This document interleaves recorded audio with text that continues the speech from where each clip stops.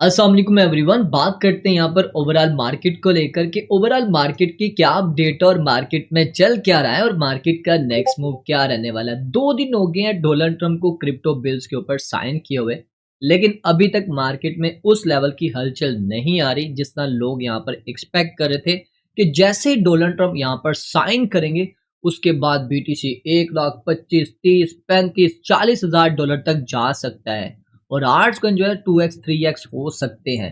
लेकिन 2 दिन हो गए हैं, मार्केट अगर आप देखो तो एक ही रेंज में घूम रही है। अगर आप आर्ट्स कन की बात करो तो आर्ट्स कन कभी थोड़े से यहाँ पर करेक्शन करते हैं, फिर से स्टेबल हो जाते हैं, थोड़े से पंप करते हैं, फिर से करेक्शन करें। बीटीसी की बात करें तो बीटीसी एक ही रेंज में घूम रहा है, 1,17,000 से 1,18,000 की रेंज में पिछले 2 दिन से। तो बहुत सारे ऐसे इन्फ्लुएंसर भी हैं जो इस तरह की मार्केट में न्यूज़ेस फैला रहे हैं कि अब बीटीसी यहाँ से क्रैश होने वाला है। जब भी बीटीसी आपको एक पीक पे जाता हुआ नजर आए और स्टेबल हो जाए, उनका कहना है। और इसके अलावा उन्होंने आरएसए के मुताबिक और भी 2-3 चीजें उन्होंने बताई और मार्केट में यही न्यूज़ेस फैला रहे हैं कि अब बीटीसी यहाँ से क्रैश करने वाला है, बियर मार्केट यहाँ पर स्टार्ट होने वाली है। बहुत सारे लोग यहाँ पर पैनिक हुए पड़े हैं। रियलिटी क्या है उसके ऊपर हम बात करेंगे। तो सबसे पहले अगर आप ओवरऑल मार्केट को देखते हो तो ओवरऑल मार्केट आपके सामने है। कुछ आर्ट्स कन बहुत अच्छा परफॉर्म कर रहे हैं, जैसे कि अगर आप बात करो लिंक की, लिंक पिछले कई हफ्तों से बहुत अच्छा परफॉर्म कर रहा है। ईएनए में भी दोबारा से जान आई है, सुई भी बड़ा अच्छा परफॉर्म कर रहा है और भी कुछ ऐसे ऐसे आर्ट्स कन हैं जिनमें हमें यहाँ पर अच्छा परफॉर्मेंस देखने को मिल रही है। और मैंने आपको लास्ट वीडियो में भी बता दिया था कि जो मनी फ्लो है वो एक पैटर्न्स को फॉलो करते हुए चल रही होती है। पहले बिटकॉइन में पैसा आता है और आप देख रहे हो पिछले कई महीनों से बिटकॉइन में अच्छा खासा वॉल्यूम आ रहा है। फिर मैंने आपको बोला था आज से तकरीबन 4 महीने पहले की बात है कि इथेरियम को बाय करना स्टार्ट कर दो। आज आपको 1500, 1600, 1700, 1800, 2000 डॉलर पे मिल रहा है, तो बहुत जल्दी आपको 3000 डॉलर पे भी जाता हुआ नजर आएगा। और फिर जब ये 3000 डॉलर पे जाएगा तो 3350 के बाद ये 3600 और 3600 के बाद दोबारा से अपने ऑल टाइम हाई को टच कर सकता है। ये मेरी सारी वीडियोस में, ये जितनी भी मैंने वीडियोस अपलोड की हैं, हर वीडियो में मैंने आपको इथेरियम के बारे में बताया था। अगर आपने फॉलो किया तो आपने अच्छा प्रॉफिट बनाया होगा। और उसके बाद जो मनी फ्लो है इथेरियम के बाद जो लार्ज कैप के कॉइन्स होते हैं, जैसे कि लिंक हो गया, एक्सआरपी हो गया, एडी हो गया, डॉट हो गया और बाकी के जितने भी कॉइन्स हैं उनमें पैसा आना स्टार्ट होता है। तो अभी आप देख रहे हो ना, लिंक किस लेवल पे पंप कर रहा है, एक्सआरपी कैसे पंप कर रहा है, ठीक है। और डॉट में भी आहिस्ता आहिस्ता पंप देखने को मिलेगा, कार्डानो में भी, और भी जितने बड़े बड़े कॉइन्स हैं जिनका मैं नाम नहीं ले पा रहा, उनमें भी अभी आपको वॉल्यूम यहाँ पर देखने को मिलेगा। उसके बाद जाके बाकी जो आर्ट्स कॉइन है उनमें आपको मनी फ्लो देखने को मिलता है और उसके बाद लास्ट पे मीम कॉइन में पैसा आता है और फिर वहां पर मार्केट रेस्ट करती है। ये अगर आप 2017 का डाटा उठा के देख लो, 2021 का डाटा उठा के देख लो, आपको ये सारी चीजें क्लियर हो जाएंगी कि पैसा इसी तरह ही फ्लो करता है, हालांकि उससे पहले भी ऐसे ही करता था। खैर अभी के टाइम में अगर आप देखो तो बीटीसी इस टाइम ट्रेड हो रहा है ऑलमोस्ट तकरीबन, अगर मैं गलत नहीं हूं तो 1,18,200 डॉलर के ऊपर जो है वो बीटीसी ट्रेड हो रहा है। और ओवरऑल आर्ट्स कन भी कोशिश कर रहे हैं थोड़ी सी जान पकड़ने की, क्योंकि बीटीसी की डोमिनेंस थोड़ी थोड़ी नीचे की तरफ आ रही है। तो बीटीसी डोमिनेंस जैसे जैसे नीचे आती जाएगी, आर्ट्स कन हमें यहाँ पर अच्छे परफॉर्म करते हुए नजर आएंगे। तो अगर आप मार्केट के सेंटिमेंट्स की बात करो तो इस टाइम 72 के पास है फियर एंड ग्रीड का इंडेक्स का चार्ट। और मतलब अभी भी लोग यहाँ पर ग्रीडी हैं, बाय करना चाहते हैं। तो जाहिर बात है आपको ये जो सेंटीमेंट है आपको इसी तरह ही देखने को मिलेगी, क्योंकि अभी बीटीसी 1,23,000 डॉलर को टच करके आया। तो आपको पता है सेंटीमेंट तभी चेंज होते हैं जब बिटकॉइन अच्छा खासा जो है वो डंप करता है। आर्ट्स कॉइन से इतने नहीं सेंटीमेंट चेंज होते हैं जितने बीटीसी से होते हैं, ठीक है। तो इस वजह से अभी भी स्टिल यहाँ पर ग्रीड जोन में है। और इसके अलावा और क्या चल रहा है मार्केट में उसको हम देख लेते हैं, न्यूज़ेस की बात करते हैं। तो यहाँ पर एक न्यूज़ है जो कि इम्पोर्टेंट है यहाँ पर। जो यहाँ पर फेडरल हाउसिंग के डायरेक्टर हैं, उन्होंने इस बात को कंफर्म कर दिया है कि अभी तक जो है उन्होंने रिज़ाइन को डिने नहीं किया। आपको पता है रिज़ाइन को लेकर कितने जो है लेटर ड्रॉप किए गए और रिपब्लिकन पार्टीज़ की तरफ से भी कई बार आपको स्टेटमेंट देखने को मिली। तो अभी तक इन्होंने डिने नहीं किया, ये नहीं कहा कि नहीं मैं रिज़ाइन नहीं दूंगा, मतलब इसके ऊपर कुछ भी ऐसी बात नहीं की। तो यहाँ पर चांसेस हैं कि वो रिज़ाइन दे सकते हैं। अगर तो जेरम पॉल यहाँ पर रिजाइन दे देते हैं तो ओवरऑल मार्केट के लिए एक बहुत बड़ा बुलिश साइन होगा, क्योंकि उन्होंने क्या करना है, डोनाल्ड ट्रंप ने उन्होंने फौरन जो है जो वजीर खजाना है उनको फौरन इनकी सीट के ऊपर बिठाना और साथ ही उन्होंने बोलना है कि आपने अगले हफ्ते अनाउंसमेंट कर देनी है कि 1% आप कट करने वाले, मतलब अभी जो चल रहा है ना 4.25 से 4.50% इंटरेस्ट रेट चल रहा है, उसको कर देंगे वो 3.5 पे कर सकते हैं या 3% पे कर सकते हैं। अगर ऐसा होता है तो भाई मार्केट आपको अच्छे लेवल के ऊपर पंप करती हुई नज़र आएगी। मुझे ये समझ नहीं आती कि ये जो इन्फ्लुएंसर है वो किस बेस के ऊपर सिर्फ़ वो टेक्निकल चीज़ों को देखते हुए फटाफट बता देते हैं लोगों को बस यहाँ से मार्केट क्रैश करने वाले हैं। ऑन चेन डाटा नहीं देखते हैं, मार्केट के सेंटिमेंट्स नहीं देख रहे होते, क्या चल रहे हैं और किस लेवल के ऊपर मार्केट अभी तो क्योंकि देखो अगर आप प्रीवियस डाटा की बात करते हो 2021-2017 की, उस वक़्त अमेरिका इन्वॉल्व नहीं था। आपको पता है एंटी था उस वक़्त। उस वक़्त रिटेलर्स ने और बाकी जितने भी इन्वेस्टर थे छोटे-मोटे उन्होंने मिलके मार्केट को बड़े लेवल के ऊपर जो है वो लेकर गए थे। और उस वक़्त बीटीसी आपको पता ही है कहाँ पर वो $69,000 पे गया। आर्स कॉइन 10x 20x कर गए थे। मैं ये नहीं कहता कि अब भी करेंगे 10x 20x क्योंकि उस वक़्त आर्स कॉइन और आज के आर्स कॉइन में बहुत ज़्यादा फ़र्क है। उस वक़्त आर्स कॉइन की तादाद कम थी, अब तो बहुत ज़्यादा हो चुकी है।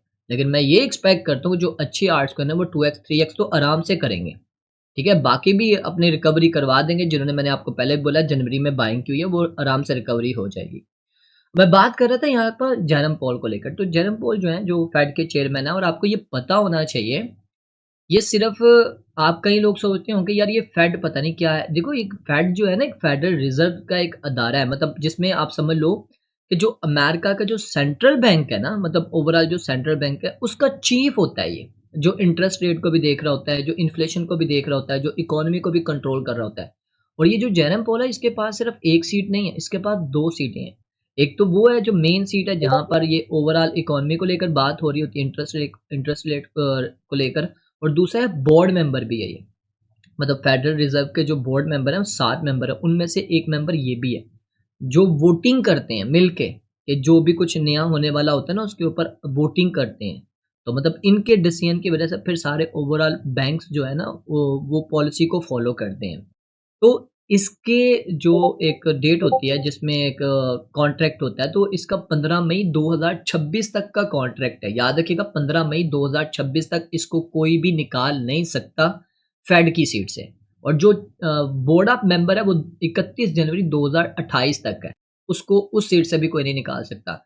अगर इसको निकालना है तो 15 मई 2026 के बाद डोनाल्ड ट्रंप इसको निकाल सकता है। फिर उसके पास ऑप्शन होगा कि वो किसी और को इसकी जगह पे हायर करे, उससे पहले नहीं। उससे पहले इसके ऊपर कोई एलिगेशन लगाना पड़ेगा, कोई बहुत बड़े मतलब आपको पता है केसेस डालने पड़ेंगे, फिर मजबूरन जाके वहाँ पर जो है कांग्रेस वगैरह जो है फैसला लेगी कि हाँ, इसको अब खुद रिज़ाइन दे देना चाहिए बजाए कि हम फायर करें। मतलब प्रेशर डालना पड़ेगा, अंडरस्टैंड कर रहे हैं? तो देखते हैं क्या होता है अगर तो खुद रिज़ाइन दे देता तो बहुत बड़ी बात होगी ओवरऑल मार्केट के लिए।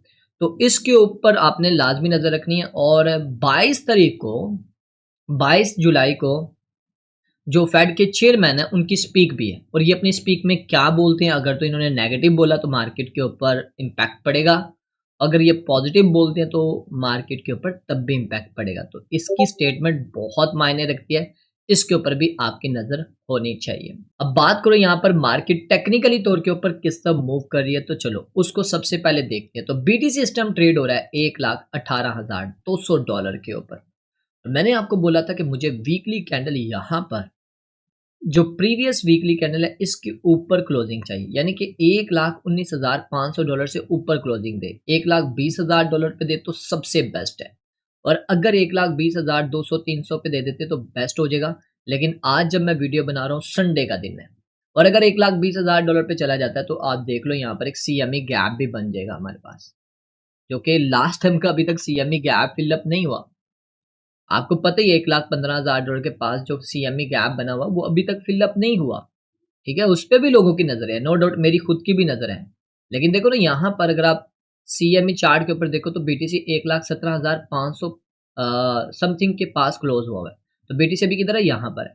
तो अगर ये $1,20,000 पे चला जाता है तो आज के दिन में तो यहाँ पर भी एक सीएमई गैप बन जाएगा और ये सीएमई गैप तो बीटीसी फिलअप करने आएगा। एग्जाम्पल ले लो अगर बीटीसी यहाँ पर है तो बीटीसी यहाँ से इस सीएमई गैप को फिलअप करेगा फिर ऊपर जाएगा अगर ये ऊपर चला जाता है।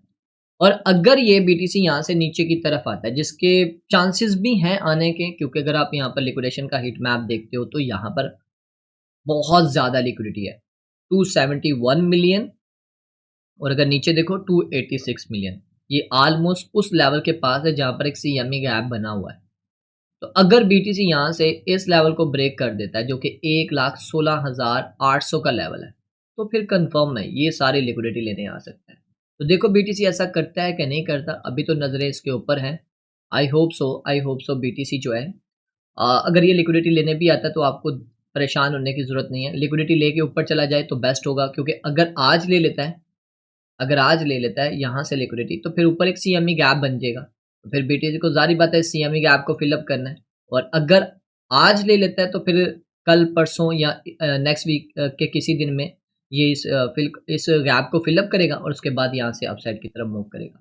तो ये भी एक पॉजिटिव चीज़ है, इसके ऊपर भी आपकी नज़र होनी चाहिए। और इसके अलावा अगर आप मुझसे पूछो, जो लोग यहाँ पर कह रहे होते हैं कि यार BTC यहाँ से क्रैश कर जाएगा, वो किस रीज़न पे कह रहे हैं? क्योंकि यार आपके साथ मैंने कई हफ्ते पहले भी ये चार्ट शेयर किया था, जिसमें मैंने आपको बोला था कि RSI में नो डाउट यहाँ पर एक ट्रेंड लाइन बन रही है और यहाँ से BTC रिजेक्ट हो रहा है। और अगर आप RSI में देखते हो तो यहाँ पर RSI में यहाँ पर इसने अपना हाई बनाया है, फिर उसके बाद लो बनाया, फिर लोअर हाई बनाया, ये लोअर लो बनाया, इक्वल लोअर लो है, लेकिन चल सकता है। लेकिन यहाँ पर अगर आप बात करो तो यहाँ पर इसने एक लोअर हाई बनाया। लेकिन अगर आप चार्ट के ऊपर देखते हो तो BTC यहाँ पर क्या कर रहा है, यहाँ पर BTC अपना हाई बनाया, ये लो बनाया, फिर हाई बनाया, फिर लो बनाया, फिर हाई बनाया। तो मतलब चार्ट के ऊपर यहाँ पर higher low, high higher low, higher high higher low बन रहे हैं, और यहाँ पर high low, lower high, lower low बन रहे हैं यहाँ पर। तो इस चीज़ को लेकर लोग जो है वो सवाल उठा रहे थे कि BTC ऐसा कर रहा है। सिर्फ इसी चीज़ के ऊपर डिपेंड नहीं होना चाहिए, हमें और भी चीज़ें साथ में देखनी चाहिए, क्योंकि पहले भी अगर आप देखो ना, ये 2019 में जून के महीने में भी ऐसे ही हमें यहाँ पर चार्ट देखने को मिल रहा था। यहाँ पर आप देख सकते हो ये वाला। तो उस वक़्त भी BTC यहाँ से छोटी-सी करेक्शन लेने के बाद इसको ब्रेक करके ऊपर गया था। लेकिन अगर आप बात करो 2021 में, उस वक़्त भी बन रहा था, लेकिन उस वक़्त इस लेवल का नहीं बना था जो अभी बन रहा है। जो इस बेस के ऊपर लोग आपको बता रहे हैं ना, उस वक़्त तो ओवरऑल मार्केट में बहुत ज़्यादा नेगेटिव न्यूज़ेज़ आ चुकी थी। आपको पता ही है बहुत सारे रोले बने थे, चाइना ने क्या किया था, मैंने ऑलरेडी आपको बताया हुआ है प्रीवियस वीडियो में। तो उस वजह से मार्केट में क्रैश देखने को मिला था। तो मार्केट को अगर क्रैश करना है तो कोई रीज़न्स भी चाहिए। अगर आप यहाँ पर ये रेनबो का चार्ट देखते हो ना, रेनबो का चार्ट, इसके ऊपर भी आपकी नज़र होनी चाहिए जब आप BTC को क्रैश देख रहे हो। और इसके अलावा सिर्फ इसके ऊपर नहीं नज़र होनी चाहिए, आप यहाँ पर आओ तो आपके पास एक और डाटा भी होना चाहिए, जो कि इंशाल्लाह नेक्स्ट वीडियो में आपको बताऊंगा, क्योंकि अभी वीडियो लेंथी हो जाएगी। यहाँ पर अगर आप रेनबो का चार्ट देखते हो, रेनबो के चार्ट पे अगर आप गौर से देखो, 2021 का डाटा देखते हो, तो यहाँ से BTC क्रैश हुआ था। ये हमारे पास कौन सा एरिया आ रहा है, ये फोमो का, अंडरस्टैंड करें। और यहाँ पर क्रैश हुआ था जब यहाँ पर एक बबल बन चुका था। जब बबल बना था और जब फोमो का शिकार हुए थे तब क्रैश आया था 2021 की। 2017 की बात करो तो 2017 में तब क्रैश आया था जब ये मैक्सिमम बबल पे जा चुका था। अगर आप यहाँ पर 2014 के 13-14 की क्रैश की बात करो, उस वक़्त भी यहाँ पर था। तो देखो कोई रीज़न्स के साथ यहाँ पर हमें अपनी स्टेटमेंट देनी चाहिए। ये मेरा मैसेज उनके लिए है जो इस तरह की स्टेटमेंट दे रहे होते हैं। अभी BTC अपने एक्यूमुलेट ज़ोन में है। यहाँ पर एक्यूमुलेट कर रही हैं, बड़ी-बड़ी कंपनीज़ यहाँ पर एक्यूमुलेट कर रही हैं।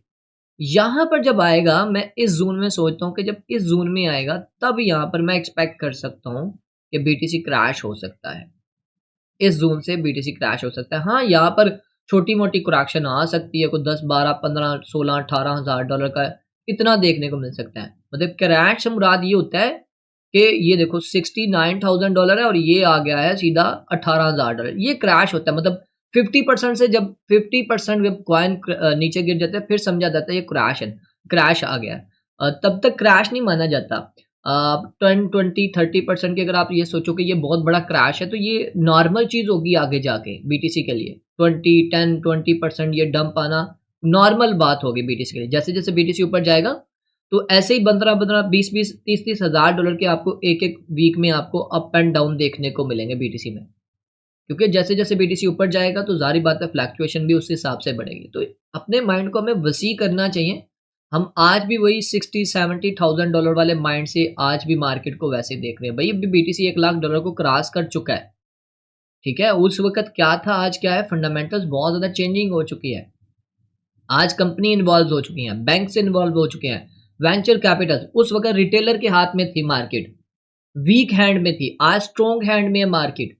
वीक हैंड और स्ट्रॉन्ग हैंड के बारे में लोगों को पता ही नहीं। गोल्ड के बारे में आज से 10 साल पहले लोग ऐसे ही कहते थे, 15 साल पहले ऐसे ही कहते थे। जैसे जैसे वीक हैंड से निकलकर वो स्ट्रॉन्ग हैंड में आने लग पड़े। आज गोल्ड देखो कितना स्ट्रॉन्ग हुआ पड़ा है, क्योंकि लोगों को समझ आ गई है ना। आहिस्ता-आहिस्ता जैसे बिटकॉइन के लोगों को समझ आ रही है टेक्नोलॉजी की, वो क्या कर रहे हैं, माइक्रो को देख लो, माइक्रो स्ट्रेटजी को देख लो, और भी ऐप जितनी भी जो कंपनीज़ हैं ईटीएफ वाली, उनको देख लो। तो ये बहुत लंबी डिबेट हो जाएगी, तो इसलिए मैं यहाँ पर अभी शॉर्ट टाइम का देख सकता हूँ, यहाँ पर 10-15 हज़ार डॉलर की क्रैक्शन हो सकती है। इससे ज़्यादा मैं एक्सपेक्ट नहीं करता अभी बीटीसी में। बीटीसी में जब भी आया क्रैश तब आएगा जब ये इस ज़ोन में आ चुका होगा बबल में, ठीक है? अब आते हैं आर्ट्स कॉइन की। आर्ट्स कॉइन को अगर आप बीटीसी के साथ कंपेयर नहीं कर सकते। आर्ट्स कॉइन और चीज़ है।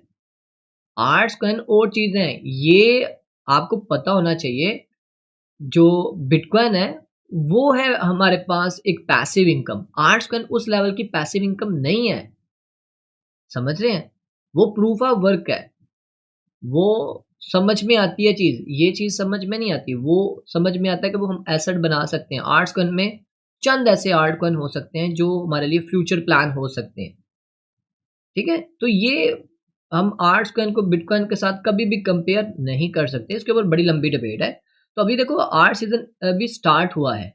अभी तो स्टार्ट हुआ, अभी टाइम है इसमें। आर्ट्स कॉइन आपको अच्छे परफ़ॉर्म करते हुए नज़र आएँगे। तो मैं एक्सपेक्ट करता हूँ कि अगले 4-5 महीने आर्ट्स कॉइन के लिए अच्छे हो सकते हैं। नो डाउट बीच में थोड़ा प्रेशर होगा मार्केट के ऊपर, और वो तो होना भी चाहिए, क्योंकि अगर नहीं होगा तो मार्केट अगर एकदम से ऊपर जाएगी तो एकदम से नीचे भी गिरेगी। तो मार्केट तो हमेशा ज़िगज़ैग करती हुई जा रही होती है। तो फ़िलवक़्त के लिए आपको यहाँ पर पॉज़िटिव रहना है। जब-जब आपको चांस मिल रहा है आपको फ़ायदा उठाना चाहिए। अब आते हैं बीटीसी की डोमिनेंस की तरफ। तो बीटीसी की डोमिनेंस मुसलसल डाउन आ रही है, और मैं कल एक्सपेक्ट भी कर रहा था, मैंने आपको बताया भी था, बल्कि परसों बताया था कि बीटीसी की डोमिनेंस यहाँ से ये डाउन आएगी, और मैं एक्सपेक्ट करता हूँ कि बीटीसी की डोमिनेंस इस लेवल तक आ सकती है, और यहाँ से फिर छोटी-सी क्रैक्शन आ सकती है, याद रखिएगा। बीटीसी डोमिनेंस अगर 60.50 के ज़ोन में आती है, तो फिर यहाँ से दोबारा बाउंस बैक कर सकती है, और फिर आपके आर्ट्स को 20% तक क्रैक्शन कर सकते हैं, ठीक है? और जब ये लेवल ब्रेक डाउन कर गई फिर बीटीसी डोमिनेंस, तो फिर ज़ाहिर-सी बात है फिर बीटीसी डोमिनेंस मज़ीद नीचे की तरफ जाएगी, ठीक है? तो ये थी ओवरऑल अपडेट। बाकी इंशाल्लाह रात के लाइव सेशन में बहुत सारी चीज़ें शेयर करने वाले हैं। आप में से वो मेंबर जो फ्यूचर ट्रेडिंग करना चाहते हैं, स्पॉट ट्रेडिंग करना चाहते हैं, उनको ट्रेडिंग करनी नहीं आती लेकिन प्रॉफिट बनाना चाहते हैं, फंड है आपके पास, तो आपने करना क्या है, बिंकेक्स एक्सचेंज के ऊपर आपने अकाउंट बना लेना हमारे लिंक से। लिंक आपको इस वीडियो के डिस्क्रिप्शन में मिलेगा, तो आपने उस लिंक से अपना अकाउंट बना के डिपॉजिट करना और हमें स्क्रीनशॉट भेजना है। कहाँ पर, व्हाट्सएप चैनल को फॉलो करेंगे, वहाँ पर नंबर मिल जाएगा आपको, ठीक है?